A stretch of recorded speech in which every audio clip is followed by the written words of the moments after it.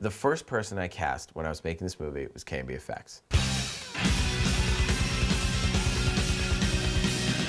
Hi, welcome to KNB EFX Group in beautiful Van Nuys, California. I'm Howard Berger. I'm Greg Nicotero. And this is the place where we did all the cool stuff for Hostel that you just watched or about to watch. Or have watched. Or have You're watching watched. it again.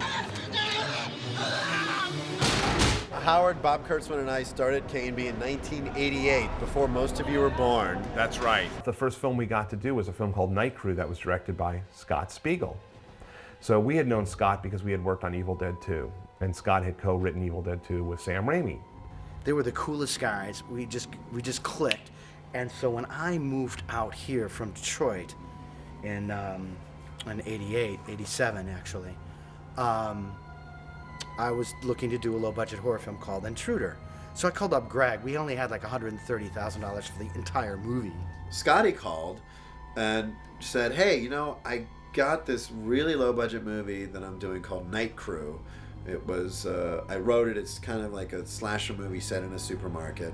And, you know, do you know any kids that you could recommend? Because we don't have any money to do the makeup effects. Do you have anybody that I could talk to? And I said, well, we'll do it. And they did, and that's on Intruder. That was the first movie where they became KNB, and they've never looked back. 500 movies later, several awards later, and lots and lots of gallons of fake blood. Yeah, I was going to say, how much blood do you think we've made in 17 years? God, just Kill Bill alone was 400 Yeah, gallons. 400 gallons. I'm going to say 20,000 gallons. So how we got involved with working on Hostel was that we had done the effects for Eli's first movie, which was Cabin Fever. I was in Toronto shooting Land of the Dead. I got an email from Eli Roth, like literally almost at Thanksgiving, saying, hey, I got our next movie. How much longer are you going to be up in Canada? You know, I want to get the script over to you guys. It was like the beginning of November.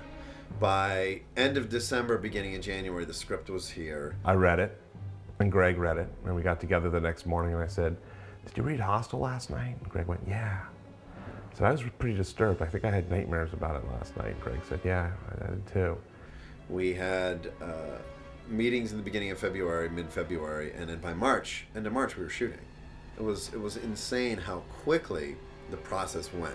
And before I knew it, I was here in Prague with Kevin Wassner, who's supervising the show, and we were spilling tons of blood everywhere and gutting people and shooting people and just making a mess of the whole set and our clothing. On this show, I brought a lot of blood. I brought 50 gallons of blood with me, thick, which can be watered down to 150 gallons.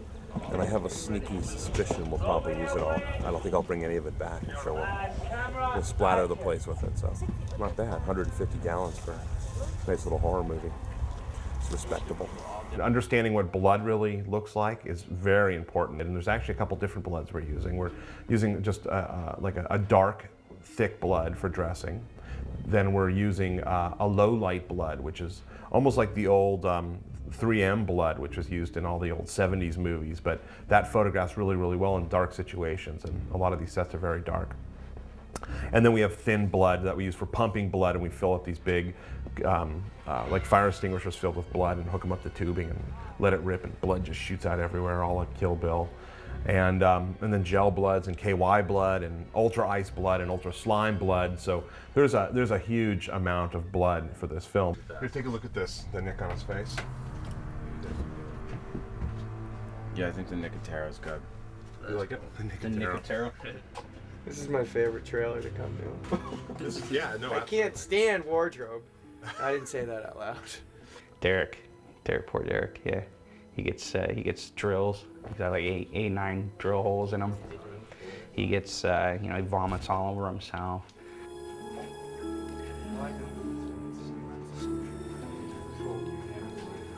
We're constantly shoving snot and bile up his nose, so he's spitting. It's a little of him, a little of us.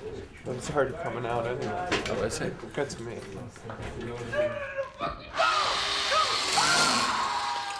A big slab of pork. We're gonna do some drilling and poking with it, just to get some inserts, some real tight shots.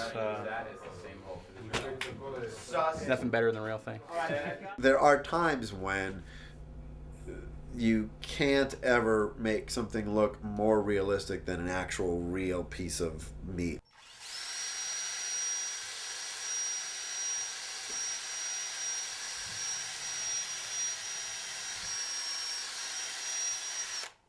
Okay.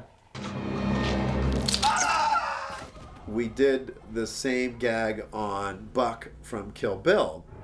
I said, I think we still have Buck's legs around here from Kill Bill. So we stuck them in a box and shipped them out. And That's kind That's of the those are plan. Derek's feet? Yeah. Has he seen that? No, he hasn't seen it. Ha! Such a painful looking. Yeah, that'll be great. review. Yeah, one more safe egg. And I'm walking down the street. Alright, here we go, guys. Clear the background, please. Cut. Cut that. Good. When KNB first started, we did this film called Gross Anatomy for Disney, and that was our first jump into doing medical things because we had to do all these medical cadavers. So we have a lot of reference, and we know in our heads what things look like anatomically, and that's the other thing. I wanted everything to be realistic. And so we really, didn't research, but went back into our heads like, no, this needs to be here, and this is how this is done. So we have a little autopsy sequence, and I wanted that to be accurate to really what it is. Good stuff. Like, this is really beautiful, intricate we work. Have some really nice sculpting on this. This is gorgeous. Like, these could be used in medical school or something. Yeah, they're nice. Guys did a good job. Oh, they did a great job. Should we get his neck like that? Yeah, absolutely. You go ahead and do that. What would be the good technique? You know what? You can take that and just pour it inside the slit. Great technique.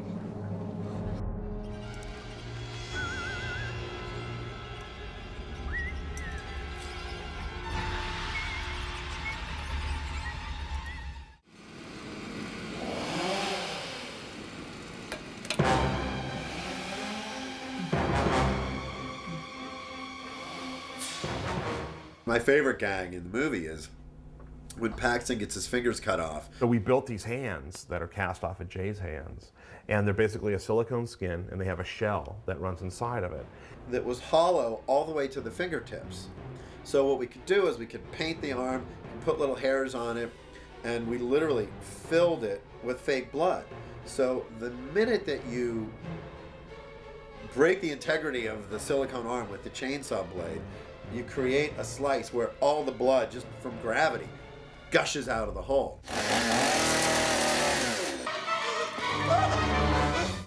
Up, down, cut. So the last big effect we're doing, it's actually not really an effect, it's more of a makeup that we're doing on for this character, Kana, who's played by Jennifer Lim. Eye things are always tricky because everyone knows that you have this kind of deep eye socket, and especially with Kana because we had the eyeball hanging out. And that was one of the first things that we designed. We didn't want to really build it up big, make it look kind of like Terminator 2 where Arnold's face was really huge, sticking out when it was supposed to be inward. So we kept the appliance very, very thin and try to keep her skull, contours within the piece. Some of the shots look great, she's walking sideways and you see it and it just looks like it's part of her face. It's really, really beautiful. I personally like the idea that, while the eyeball is in the socket, it's being cooked. It's sort of like cooking an egg. Originally, we made a bunch of eyes that were cast in gelatin and silicone that looked like eyeballs. Oh no. Oh yeah. Oh no. Yeah, something like that. When we were playing around with it here in Prague, trying to figure out how it was going to work, it looked too stereotypical. It looked like an eyeball attached to things, and that's not what I wanted. I wanted something that represented an eye, but had less shape, almost was like a big droopy thing. Being on set, you're kind of lacking resources, so we kind of looked around the trailer and we're like, okay, hey, we got condoms. These are new eyes for Kana. They're just basically, you can make out what they are. Ribbed for her pleasure. It's true, they are ribbed for pleasure, and they're also pre-lubricated for easy insertion. Kind of Really gross. It would be more like, That looks disgusting. more disgustingly fleshy, and he's kind of can push on it like Yeah. that. Yeah, pretty gross. Pretty gross color.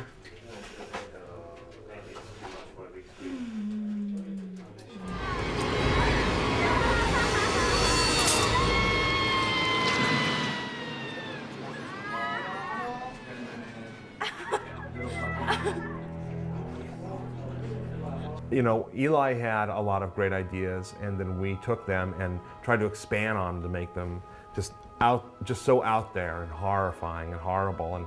And so far, what Eli's been able to accomplish on film is actually surpassed, you know, what I thought, you know, it would be like. So we're fortunate enough to have some of the most talented sculptors, mold makers, painters, fabricators in the business. A lot of these people that here have been with KNB for 10, 15 years. Or saps. I know, we can't get rid of them. We fire them. They just show up, but they don't get paychecks or anything. So, but yeah, that's it. That's the fun part of KNB, right? That's the only part of KNB. Oh, that's right. That is the only part of KNB. What other part is there? I don't know. I don't know either. And we make tons of fun toys for ourselves. We do. All the stuff we always wanted when we were kids, we now Like have in our my house. shark over there, like but a we can't show gigantic you. shark we can't show you, or a really cool picture of the Black Lagoon that we can't show you, or a Frankenstein that we can't show you. Because it's all copyright. That's right, but it's super, super cool.